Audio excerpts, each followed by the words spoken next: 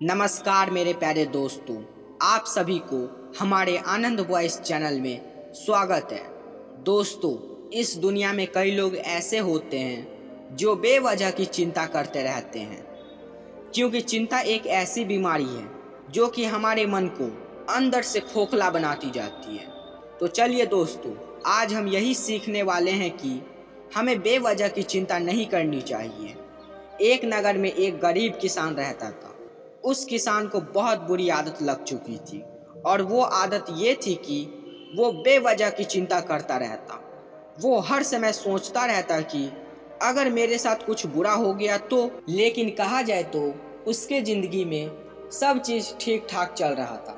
उसके पास एक खेत था जिसमें अच्छी फसल हो जाती थी, जिसको बेचकर वो अपना घर चलाता था। लेकिन फिर भी वो किसी अनहोनी के बारे में सोचकर हमेशा दुखी रहता और चिंता करता रहता कि अगर मेरा फसल सूख गया तो क्या होगा, बारिश आ गई तो मेरा फसल नष्ट हो जाएगा, मेरा भविष्य कैसा होगा। ऐसे ही वो अपने भविष्य के बारे में सोचकर हमेशा चिंतित करता रहता। उसे अब तो किसी भी काम में मन नहीं लग रहा था।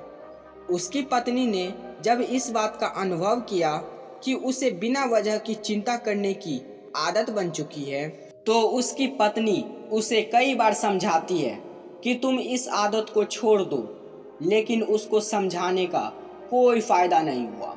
जब ऐसे ही उसके जीवन में चल रहा था कि एक दिन उस किसान को ये पता चला कि पास ही एक गांव में महात्मा बुद्ध आए हैं, जिनके पास दुनिया की सारी समस्या का हल है।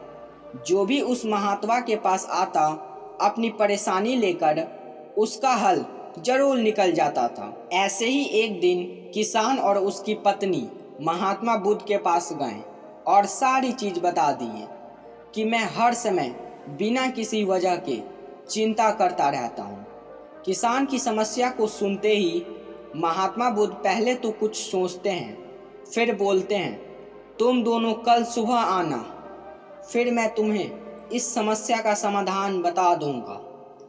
अगली सुबह किसान और उसकी पत्नी महात्मा बुद्ध के आश्रम में जाते हैं, तो ये देखते हैं कि महात्मा बुद्ध एक आश्रम पर बैठे हैं और बहुत चिंतित लग रहे हैं और उनके सामने एक गिलास दूध है।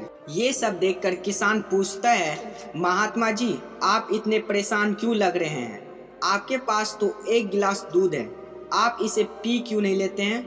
महात्मा बुद्ध कहते हैं, मुझे बहुत चिंता हो रही है कि इस दूध को कुत्ता न पी ले। मैं दूध को तो पीना चाहता हूँ, लेकिन मुझे ये चिंता सता रही है कि कहीं दूध खराब न हो जाए। इतना सुनते ही किसान जोरों से हंसने लगा और बुद्ध से कहता है कि इसमें इतना सोचने वाली क्या बात है? वैसे देखा जाए तो आपका चिंता करना व्यर्थ है, क्योंकि ना तो इसे अभी कुत्ता पिया है और ना ही खराब हुआ है, तो चिंता करना व्यर्थ है आपके लिए। किसान की ये बातें सुनते ही महात्मा बुद्ध मुस्कुराए और किसान से कहते हैं, मैं तुम्हें यही समझाना चाहता था कि भविष्य की घटना के बारे में चिंता करना व्यर्थ है, जो अभी हमारे साथ हुआ ही नहीं है।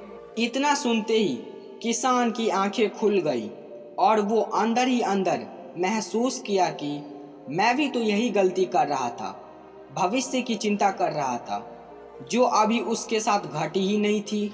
वो किसान तुरंत महात्मा बुद्ध के चरणों में गिर पड़ा और कहता है, इतनी सरल और आसानी से समझाने के लिए आपका दिल से धन्यवाद गुरुजी।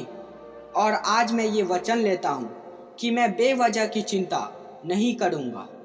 दोस्तों, जापान की एक कहावत है कि अगर तुम खा रहे हो तो सिर्फ खाने पे ध्यान दो, चल रहे हो तो सिर्फ चलने पे ध्यान दो, लेकिन एक समय में एक ही काम करने का प्रयास करो। और इस कहावत के अर्थ में ही उसका रहस्य छुपा हुआ है, और जो भी इसे अच्छी तरह समझ गया और अपने जीवन में अपना लिया तो वो चिंता से हमेशा के लिए मुक्त हो जाएगा। दोस्तों, कैसी लगी हमारी मोटिवेशनल स्टोरी कमेंट में बताएं।